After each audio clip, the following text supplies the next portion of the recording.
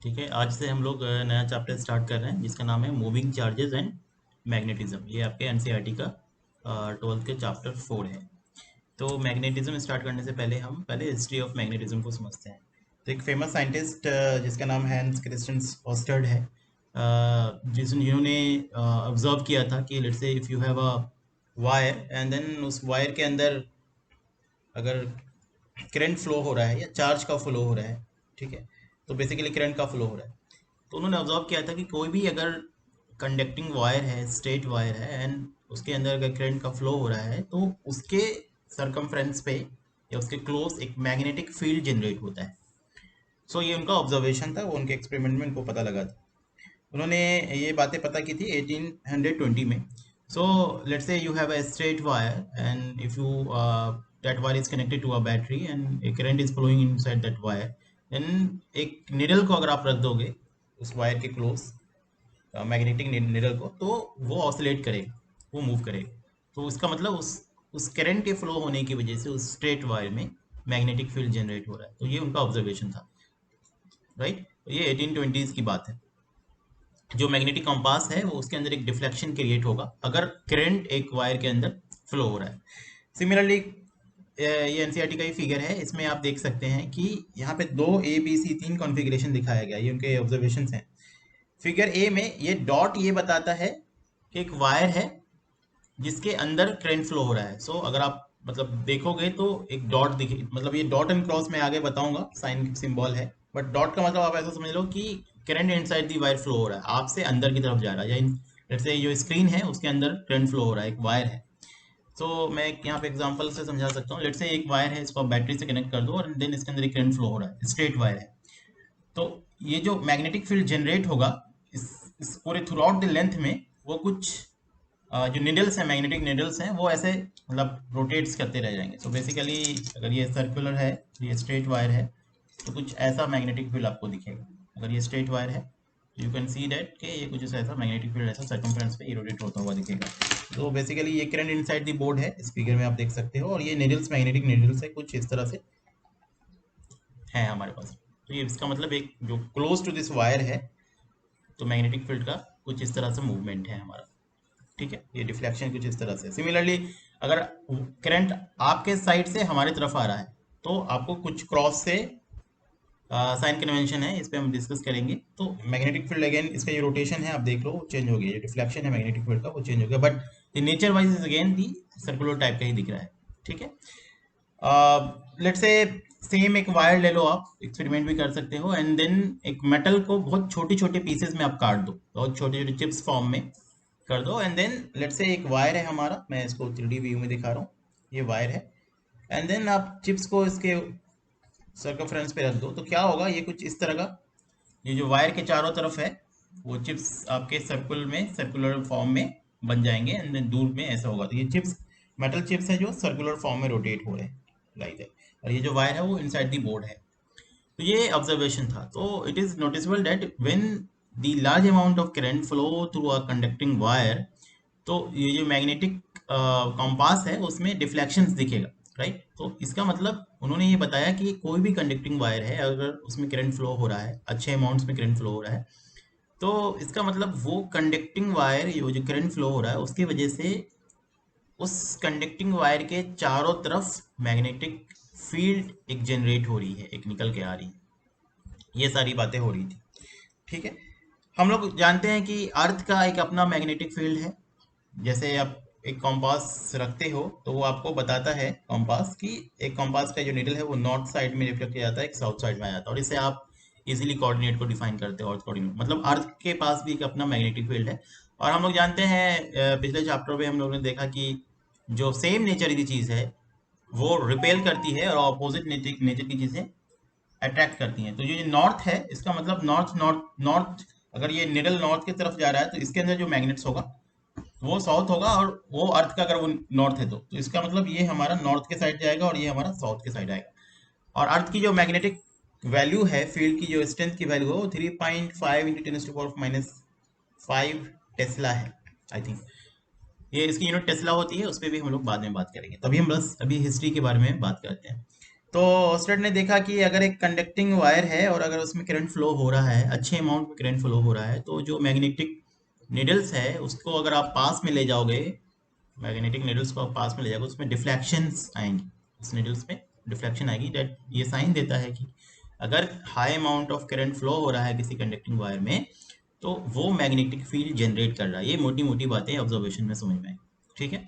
और वो अगर करंट बहुत ज्यादा है, तो जो अर्थ का मैग्नेटिक फील्ड है, जिस जो जो निडल हमको डिफ्लेक्ट करता है, नॉर्थ एंड साउथ को बताता है, उसके रिस्पेक्ट में ये जो करंट मैग्नेटिक फील्ड इस वायर के चारों तरफ जनरेट कर रहा है वो बहुत ज्यादा होता है कंपेयर टू दिस वैल्यू। तो इस अगर आप अर्थ के मैग्नेटिक फील्ड का ये वैल्यू देखोगे 3.5 इंटू 10⁻⁵ टेस्ला, तो उसके कंपेयर में अगर करंट हम एक वायर के अंदर से भेजते हैं, तो वो जो मैग्नेटिक फील्ड जनरेट करेगा इस वायर के चारों तरफ, उसके जो स्ट्रेंथ की वैल्यू होगी वो इससे बहुत ज्यादा होगी, ठीक है। ये एक बात समझ में आई। उसके बाद कुछ और ऑब्जर्वेशन हुए।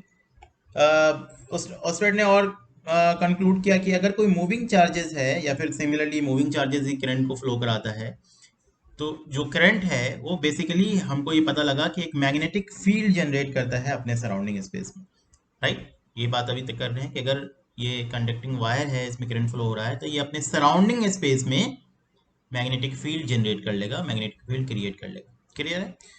कुछ टाइम बाद 1864 में एक लॉज ओबे किया गया जिसको बोला गया the laws obeys by the electricity and the magnetism. Electricity and magnetism में लॉज ओबे हुआ, जहां पे एक यूनिफाइड एंड फॉर्मुलेट किया गया जेम्स मैक्सवेल के द्वारा, और उन्होंने रियलाइज किया कि जो लाइट है बेसिकली वो क्या है, इलेक्ट्रोमैग्नेटिक वेव्स है। तो मैक्सवेल ने कहा इन्हीं सब कॉन्सेप्ट को पढ़ते हुए कि जो लाइट है हमारा वो क्या है, बेसिकली इलेक्ट्रोमैग्नेटिक वेव्स हैं। इलेक्ट्रोमैग्नेटिक वेव्स के फॉर्मेशन में उन्होंने लाइट्स को समझने की कोशिश की। तो ये सारी हिस्ट्री थी। अब कुछ बेसिक साइन कन्वेंशन हम मेंशन कर देते हैं जिसके बेसिस पे ये पूरा चैप्टर हम लोग समझने की कोशिश करेंगे। नाउ आप ऐसा समझ सकते हो कि जैसे लेट्स से आपके पास एक एरो है, वेक्टर डायग्राम है फॉर एग्जांपल, ये मान लो कुछ है आपके पास, राइट, ऐसा। अभी इस एरो को अगर आप सामने से निब के साइड से देखोगे, लेट्स से अगर आप यहाँ पे खड़े हो और देख रहे हो, तो आपको ये पॉइंट दिखेगा सिर्फ। अगर आप इस एरो को ले लो और सामने से देखोगे तो आपको क्या दिखेगा, जैसे ये निब है हमारा फॉर एग्जांपल, इसको हम सामने से देखेंगे तो ये आपको सिर्फ क्या दिखेगा, अगर आप सामने से देख रहे हो तो एक इसको अगर आप देख रहे हो तो आपको सिर्फ ये दिखेगा, राइट। ये वाला पार्ट नहीं दिखेगा, तो आपको क्या दिखेगा, सिर्फ डॉट दिखेगा। क्लियर है। इसका मतलब अगर ये एरो आपके सामने आ रहा है तो आपको सिर्फ और सिर्फ डॉट दिखेगा। ये साइन कन्वेंशन हम समझाने की कोशिश कर रहे हैं। लेकिन अगर आप यहाँ खड़े हो फॉर एग्जाम्पल एंड देन आप इसको देख रहे हो, तो आपको ये कैसा दिखेगा, कुछ क्रॉस टाइप में दिखेगा। यहाँ से देखोगे आप तो ये वाला पार्ट और ये वाला पार्ट दिखेगा, मतलब ये कुछ ऐसा है, तो ये कुछ ऐसा क्रॉस दिखेगा, ठीक है। तो मैंने अभी दो बातें समझाई। अगर कोई एक एरो को आप सामने से, अगर वो एरो आपके सामने आ रहा है, आपकी तरफ आ रहा है, तो आपको ये डॉट दिखेगा, और आपसे दूर की तरफ जा रहा है, आप पीछे से देख रहे हो, बेसिकली ये एरो आपसे दूर की तरफ जा रहा है, तो आपको ये पीछे वाला हिस्सा कुछ क्रॉस टाइप से दिखेगा। नाउ इसका क्या मतलब है, कैसे यूज करेंगे इस चैप्टर को समझने में। अब लेट से हमारे पास कहीं पे लिखा हो कि करंट या मैग्नेटिक फील्ड हमसे दूर की तरफ जा रहा है, हमसे दूर की तरफ जा रहा है, तो आप समझ लो कि उस एरो को देखो। एरो को आप किससे कैसे देख रहे हो, ये आपका एरो है, आप पीछे से देख रहे हो, आपसे दूर के आपसे दूर की तरफ जा रहा है, तो आपको क्या दिखेगा, क्रॉस दिखेगा। तो कहीं पे क्रॉस सिंबल लिखा है, चाहे वो मैग्नेटिक फील्ड के लिए डिफाइंड हो, चाहे वो करंट के लिए डिफाइंड हो, हम ये समझ लेंगे कि ये क्रॉस का मतलब हम जिस बोर्ड में, हम जिस प्लेन में पढ़ रहे हैं, हम जिस प्लेन में चीज़ों को रियलाइज कर रहे हैं, उस प्लेन के अंदर वो चीज़ जा रही, करेक्ट। लेट्स से अगर हम सेम ये एग्जांपल लें और हम कहें कि करंट इसमें फ्लो हो रहा है और वो करंट हमसे आपकी तरफ जा रहा है, फॉर एग्जांपल ये स्ट्रेट वायर, तो हमसे आपकी तरफ जा रहा है, तो उसको हम सिंबॉलिकली कैसे लिखेंगे, तो क्रॉस से लिखेंगे। तो क्रॉस का मतलब ये हो गया कि करंट हमसे आपकी तरफ जा रहा है, या अगर आपके नजरिए से देखो तो आपसे हमारे तरफ आ रहा है। क्लियर है। अगर कहीं पे डॉट से कोई चीज लिखी हुई है, डिफाइन की हुई है, फॉर एग्जांपल ऐसे करके अगर डिफाइन की हुई है बुक्स में, तो क्या मतलब हुआ, इसका मतलब हो गया कि आप एरो को सामने से देख रहे हो या एरो आपकी तरफ आ रहा है, तो आपको डॉट दिख रहा है, तो इसका मतलब ये हुआ करंट जो है वो आपकी तरफ आ रहा है। या मैं अगर देखूं तो हमारे तरफ करंट का डायरेक्शन है। क्लियर है? तो ये डॉट एंड क्रॉस का ये कॉन्सेप्ट रहेगा, ये साइन कन्वेंशन है। ये वेक्टर्स के लिए भी यूज हो सकता है, करंट के लिए भी यूज हो सकता है। अब थोड़ा सा आगे बढ़ते हैं, क्योंकि अब जिस तरह से हम लोगों ने इलेक्ट्रोस्टैट में पढ़ा कि लेट से एक कोई सोर्स चार्ज है और जो इलेक्ट्रिक फील्ड जनरेट करता है, एंड देन उस इलेक्ट्रिक फील्ड को महसूस करने के लिए, फील करने के लिए एक टेस्ट चार्ज को हम पास में ले जाते हैं, एंड देन उस टेस्ट चार्ज पे हम लोग क्या कैलकुलेट करते हैं? फोर्स कैलकुलेट करते हैं। वो जो फोर्स है divide by that test charge हमको एक इलेक्ट्रिक फील्ड देता है, राइट? सिमिलरली यहाँ पे एक लेट से करंट फ्लो हो रहा है किसी कंडक्टिंग वायर में, और हमें एक निडल के डिफ्लेक्शन से पता चला कि वो अपने स्पेस में, अपने सराउंडिंग स्पेस में एक मैग्नेटिक फील्ड जनरेट कर रहा है। तो अगर मैग्नेटिक फील्ड जनरेट हो रहा है किसी करंट के फ्लो होने से, तो इसका मतलब मैग्नेटिक फोर्स भी होगा। जिस तरह से इलेक्ट्रिक फील्ड जनरेट हो रहा था और उस इलेक्ट्रिक फील्ड को किसने एक्सपीरियंस किया? टेस्ट चार्ज पे फोर्स निकाल के, कूलम्ब्स फोर्स निकाल के। तो अगर मैग्नेटिक फील्ड है, मैग्नेटिक फील्ड करंट के फ्लो होने से जनरेट हो रहा है, दैट मीन्स हमें मैग्नेटिक फोर्स भी समझना होगा, निकालना होगा। तो आज हम लोग समझने की कोशिश करते हैं कि वो मैग्नेटिक फोर्स कितना है। अगर लेट से तुमने किसी वायर से 100 एम्पियर्स का करंट फ्लो करा दिया, 1000 एम्पियर्स का करंट फ्लो करा दिया, तो कितना मैग्नेटिक फील्ड जनरेट हुआ, और ऐसा कह लें कि कितना मैग्नेटिक फोर्स मिलेगा अगर हम उसको फील करना चाहें या यूज करना चाहें, राइट? तो अभी कुछ चीज़ें और समझते हैं। जैसे इलेक्ट्रिक फील्ड में हमने देखा था कि जो इलेक्ट्रिक फील्ड है वो जो प्रोपोगेट होती है, वो ऐसा नहीं इंस्टेंट में हो जाती है। उस इलेक्ट्रिक फील्ड को प्रोपोगेट होने के लिए टाइम की ज़रूरत होती है। तो एक फाइनाइट टाइम होना चाहिए जो इलेक्ट्रिक फील्ड को एक सोर्स चार्ज से जनरेट हो रहा है और उसको प्रोपोगेट होने के लिए। सेम चीज़ यहाँ पे भी है, मैग्नेटिक फील्ड को प्रोपोगेट होने के लिए फाइनाइट टाइम चाहिए, right? This is the same relation. तो और दूसरी बात, मैक्सवेल ने इस बात पे, फ्राडे ने इस बात पे स्पेशली स्ट्रेस डाला था कि जो इलेक्ट्रिक फील्ड प्रोपोगेट होती है उसके लिए हमें बेसिक फाइनाइट टाइम चाहिए। सेम कॉन्सेप्ट यहाँ पे भी लगेगा, मैग्नेटिक फील्ड को प्रोपोगेट होने के लिए फाइनाइट टाइम चाहिए। बट इस स्टडी में यहाँ पे हम ये मान के चलेंगे कि जो मैग्नेटिक फील्ड है या फिर जो भी इलेक्ट्रिक फील्ड है, वो फंक्शन ऑफ टाइम हम नहीं लेंगे। किसी पर्टिकुलर इंस्टेंट टाइम पे, किसी एक इंस्टेंट टाइम में कि फील्ड प्रोपोगेट हो गई है और किसी एक पॉइंट पे जाएंगे, किसी स्पेस पे जाएंगे, एंड देन हम बात करेंगे इस पे कितना मैग्नेटिक फोर्सेस है या कितना स्ट्रेंथ है, मैग्नेटिक स्ट्रेंथ कितना है, ठीक है? तो इन सारी स्टडी में हम अज्यूम करके चलेंगे जो फील्ड है वो टाइम के साथ, टाइम के रिस्पेक्ट में नहीं वेरी करेगा, ये स्टडी में मान के चलेंगे, राइट? अब थोड़ा और आगे बढ़ते हैं। जिस तरह से हमने वहां पे देखा था कि जो स्टैटिक चार्जेस है हमारा, वो एक इलेक्ट्रिक फील्ड प्रोड्यूस करता है। जैसे मैंने अभी कहा कि एक सोर्स चार्जेस है वो बेसिकली इलेक्ट्रिक फील्ड प्रोड्यूस करता है। बट यहाँ पे क्या है, ये जो चार्ज स्टैटिक नहीं है। अगर किसी कंडक्टिंग वायर में करंट फ्लो हो रहा है, दैट मीन्स इलेक्ट्रॉन का फ्लो है, राइट? तो इलेक्ट्रॉन का फ्लो का क्या मतलब हो गया? इलेक्ट्रॉन मोशन में है, चार्जेस किस में है? मोशन में है।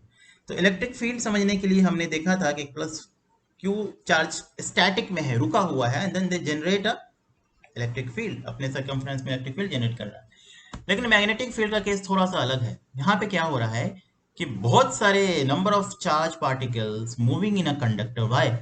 एक कंडक्टिंग वायर में चार्ज पार्टिकल का मोशन है, एक यूनिफॉर्मली मोशन है, एक अच्छे से मोशन है, जिसकी वजह से आपको करंट मिल रहा है। और हमने अभी देखा ऑस्ट्रोनॉट की स्टडी से कि उस यूनिफॉर्म मोशन, उस मोशन की वजह से, इलेक्ट्रॉन और चार्जेस के मोशन की वजह से उसके सराउंडिंग स्पेस में एक मैग्नेटिक फील्ड जनरेट हो रहा है। तो ये तो एक काफी बड़ा अंतर हो गया कि इलेक्ट्रिक फील्ड के लिए हमें वहां पे देखा था कि जो चार्ज है वो स्टैटिक है, रुका हुआ है, मूव नहीं कर रहा। वेयर एज मैग्नेटिक फील्ड में हम यहाँ पे देख पा रहे हैं कि चार्ज मोशन में है। जो दूसरा डिफरेंस सबसे बड़ा है वो क्या है कि चार्ज स्टैटिक नहीं है, चार्ज इन मोशन। चार्ज किस में है? मूविंग है, मोशन में है, जिसकी वजह से हमें मैग्नेटिक फील्ड मिल रहा है, ठीक है? एंड मैग्नेटिक फील्ड को, तो ये यहाँ पे मैंने लाइन लिखा है कि जो स्टैटिक चार्जेस है वो क्या प्रोड्यूस करता है? इलेक्ट्रिक फील्ड प्रोड्यूस करता है। वेयर एज जो मूविंग चार्जेस है, जो करंट है बेसिकली, वो आपको मैग्नेटिक फील्ड प्रोड्यूस करता है। और उसको हम लोग किससे डिनोट करते हैं? कैपिटल बी से। यहाँ बी ऑफ आर लिखा हुआ है, आर एक पोजीशन को बताता है, एक किसी पर्टिकुलर पोजीशन आर पे आपको कितना मैग्नेटिक फील्ड का स्ट्रेंथ है वो निकाल सकते हैं। जिस तरह से इलेक्ट्रिक फील्ड हमारा वेक्टर क्वांटिटी था, मैग्नेटिक फील्ड भी हमारा क्या होगा? एक वेक्टर क्वांटिटी होगा, ठीक है? तो मैग्नेटिक फील्ड भी हमारा वेक्टर क्वांटिटी, और अगर ये वेक्टर क्वांटिटी है तो यहाँ पे भी आपका लॉज, जो प्रिंसिपल सुपरपोजिशन ऑफ प्रिंसिपल है, तो वो आप यहाँ पे लगा सकते हो। तो it is also obvious the principal of superposition. मतलब जैसे वहां पे डिफरेंट चार्जेस थे और आप किसी पॉइंट पे, किसी एक स्पेस में पॉइंट पे आप अलग अलग स्टैटिक चार्जेस की वजह से नेट इलेक्ट्रिक फील्ड निकालना चाह रहे थे, तो आपने देखा था कि it is just a summation of individual source charge की वजह से कितना इलेक्ट्रिक फील्ड हो रहा है। चूंकि इलेक्ट्रिक फील्ड एक वेक्टर है तो आप इजीली एडअप कर दे रहे थे। तो same law, same concept is also valid hair.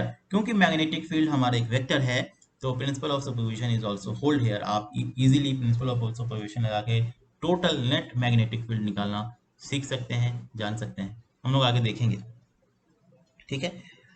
अब ये तो बातें हो गई थोड़ी बहुत। और जैसे हमने देखा था कि magnetic field of several sources, जैसे मैंने ये सेम लाइन लिखा है कि magnetic field of several source is a vector addition of magnetic field of each individual source. तो it's same principle of superposition को ये वैल्यू करता है। यहाँ तक कोई दिक्कत नहीं। अभी तक हमने बस मोटी मोटी बातें सीखने की कोशिश की। अभी तक के साइन कन्वेंशन कैसे लेंगे, डॉट का मतलब ये होता है कि वो चीज़ हमारे पास आ रही है, क्रॉस का मतलब ये होता है कि वो चीज़ हमसे दूर जा रही है। हमने मैग्नेटिक फील्ड को इस तरह समझा कि अगर किसी वायर में करंट फ्लो हो रहा है तो उसके जो सरकमफ्रेंस स्पेस है या उसका जो क्लोज स्पेस है वहाँ पे एक मैग्नेटिक फील्ड जनरेट हो जाएगा, जिसको ऑस्टेड ने अपने स्टडी में समझने की कोशिश किया था। और फिर हमने अभी देखा कि क्योंकि ये वेक्टर क्वांटिटी है मैग्नेटिक फील्ड, बट जो अंतर है इसमें डिफरेंस है कि ये मूविंग चार्ज जो है, मूविंग चार्ज बेसिकली वो मैग्नेटिक फील्ड प्रोड्यूस करेगा, whereas in electric field में स्टैटिक चार्ज जो है हमारा वो इलेक्ट्रिक